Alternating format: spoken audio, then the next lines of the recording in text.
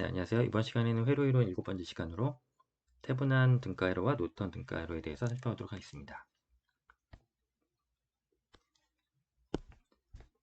우리가 예전에 저항회로를 다룰 때 태분한 등가회로와 노턴 등가회로를 살펴봤는데, 그때는 요 소스하고 저항만 가지고 했었는데, 그 이후로 우리가 캐패시터하고 인덕터를 다 살펴봤기 때문에 이제 그 세 가지 소자를 다 통틀어서 임피던스를 정의할 수가 있고, 그러면 그 임피던스 기반으로 똑같이 태분한 등가회로와 노턴 등가회로를 다 표현을 할 수가 있겠죠. 그래서 태분한 등가회로 같은 경우는 전압 볼티지 소스와 임피던스를 직렬로 연결했을 때 우리가 어떤 관계가 있었냐면, 요 오픈 서킷에서 바라본 볼티지가 이제 태분한 등가회로의 볼티지가 되고요. 임피던스라고 하는 거는 요 회로를 요 숏 서킷을 시켰을 때 흐르는 전류를 기반으로 이렇게 표현이 되니까, 우리가 태분한 등가회로의 볼티지와 숏 서킷의 커런트를 알면 저 임피던스도 구할 수 있다, 이런 관계가 성립을 하죠. 그리고 노턴 등가회로에서는 저때의 소스 커런트가 숏 서킷의 커런트와 일치한다는 것도 살펴봤습니다. 네, 그러면 이제 저항회로의 확장판 개념으로 요 개념들을 이제 예제를 통해서 한번 다시 살펴보겠습니다.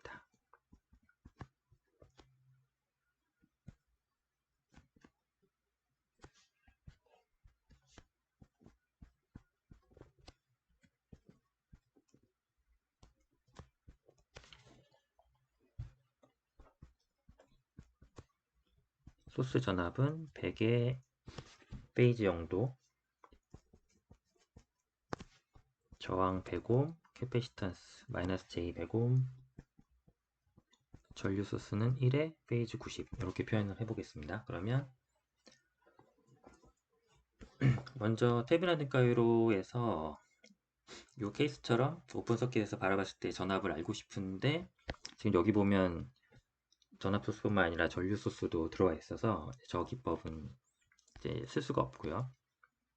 그러면 이걸 우회해서 먼저 임피던스를 구한 다음에 숏 서킷 전류를 구해서 이렇게 태분한 등가율의 볼트지로 건너가 보도록 하겠습니다.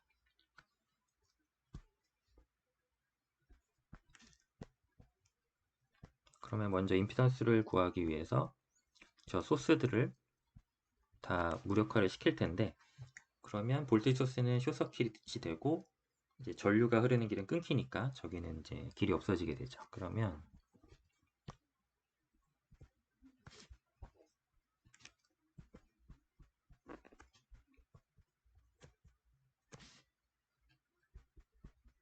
이제 이렇게 됩니다. 이 상태로 여기서 쳐다보면 우리가 임피던스를 이제 알 수가 있는 거죠. 병렬 연결이니까 이렇게 되고요.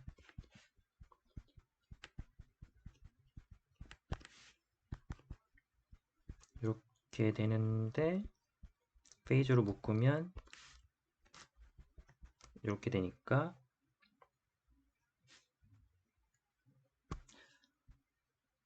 이거를 다시 복소수로 표현을 해보면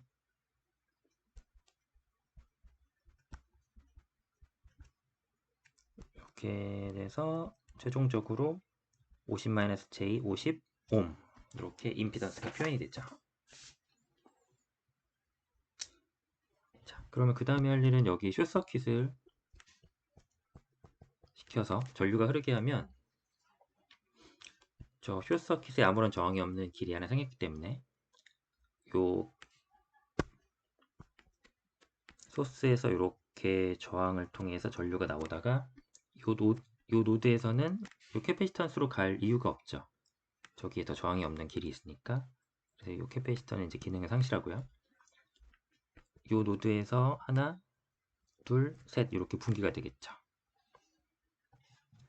그럼 먼저 저 IR을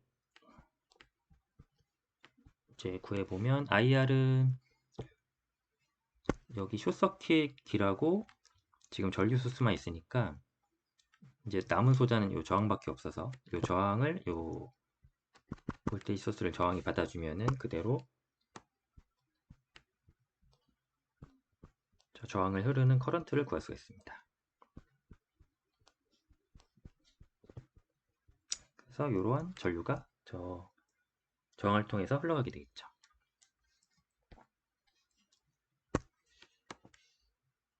그러면 여기서 KCL을 적용을 할 수가 있겠죠. KCL을 하면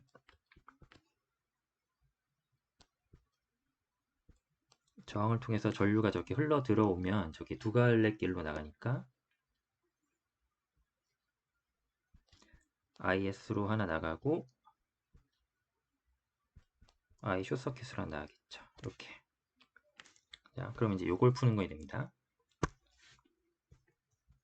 그러면 숏서킷의 커런트라는 거는 이렇게 풀 수 있으니까 방금 요거 다 구했죠. 원래 소스는 이렇게 생겼고요. 그러면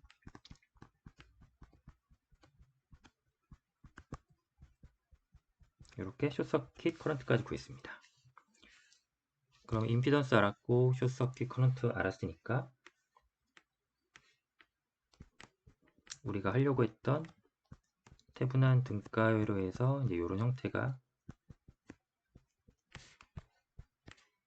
되고 여기 숏서킷의 커런트 그러면 태분한 등가 회로 볼티지라는 거는 숏서킷 커런트에다가 임피던스를 곱하면 되는 거니까 지금까지 구한 거를 다 종합을 해주겠습니다.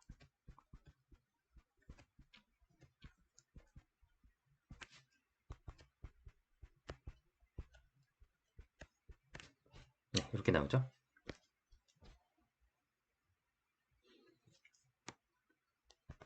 그러면 노턴 등가위로도 이제 정보가 다 나온 거죠.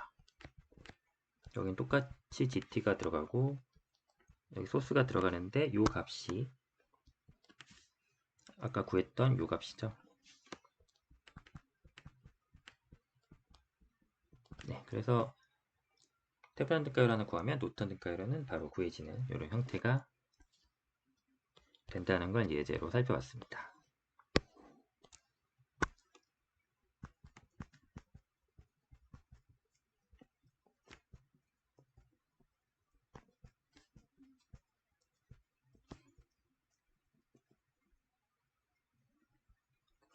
그러면 우리가 태블한 등가율을 만들었다는 거는 이제 그 구조체하고 이제 로드단을 연결을 해서 이제 쓰겠다는 얘기잖아요. 그러면 우리가 복잡한 회로가 있지만 요 태분한 등가 회로로 그냥 퉁쳐서 하나로 만든 다음에 우리가 하고 싶은 거는 요거하고 외부단의 요 로드를 연결해서 이제 파워를 전달을 해주고 싶은 거죠. 그러면 경우에 따라서는 이제 최대로 맥시멈으로 에버리지 파워를 전달해주고 싶은 경우가 이제 있겠죠. 뭐 반드시 그런 건 아니지만 내가 로드에다가 최대한 파워를 이렇게 넣어주고 싶다 라고 했을 때 이제 저 임피던스를 어떻게 요 로드의 임피던스를 어떻게 설정을 하면은 그게 가능할까 이제 요 문제가 이제 중요하죠. 그러면 결론적으로는 이렇게 로드의 임피던스를 형성해주면 우리가 맥시멈 에버리지 파워를 로드에 전달해줄 수가 있습니다. 그 이유는 임피던스라고 하는 것은 이제 레지스터하고 리액턴스로 이렇게 합으로 표현이 되고 그러면 이 상태에서 컨주게이트를 해가지고 G 로드를 표현을 하면 이번에는 RT-J 리액턴스 이렇게 되겠죠. 그러면 이 두 개의 임피던스가 직렬 연결이 돼 있으니까 토탈 임피던스라고 하는 거는 이 두 개의 합이 되겠죠.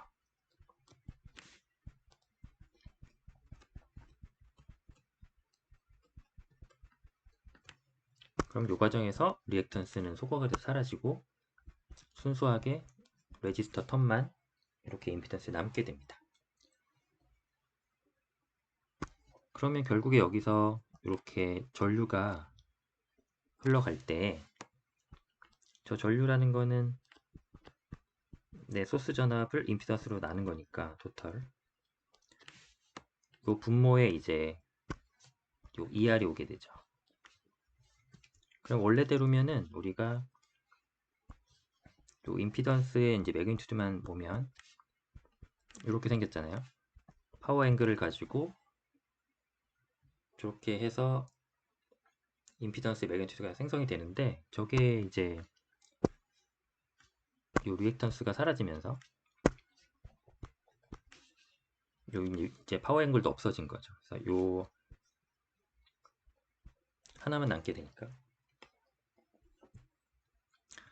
요게 빗변보다는 요게 작잖아요. 그러니까 요 분모 텀이 미니마이즈가 되는 상황인 거죠.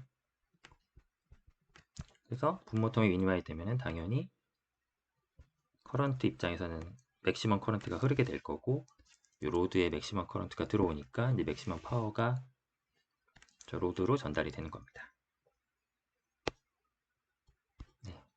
이런 식의 개념은 이제 뒤에 나중에 뭐 공진 개념 이런 거랑도 이제 같은 개념이고 내가 레지스터는 파워를 솟아나는 소자고 캐패시터하고 인덕터는 파워를 계속 건네주고 받고 요것만 반복하고 있는데 그 과정에서 저 리액턴스에 참여하는 인덕터 캐패시턴스의 저 리액턴스가 0으로 딱 없어지는 순간 네, 임피던스가 최소화되면서 그러면 분모가 최소화되니까 분자가 이렇게 뻥튀기 되면서 이 값이 날아가죠. 그래서 막 공진도 일어나고 하는데 일단 이제 그런 개념으로 로드에서 받는 파워도 다 조절을 할 수가 있습니다. 네, 그럼 앞으로 더 자세한 거는 계속 나올 테니까 오늘은 일단 요 기본적인 태분화 노터 등가 회로에 대해서 살펴봤습니다. 네, 그럼 오늘 여기까지 하겠습니다. 감사합니다.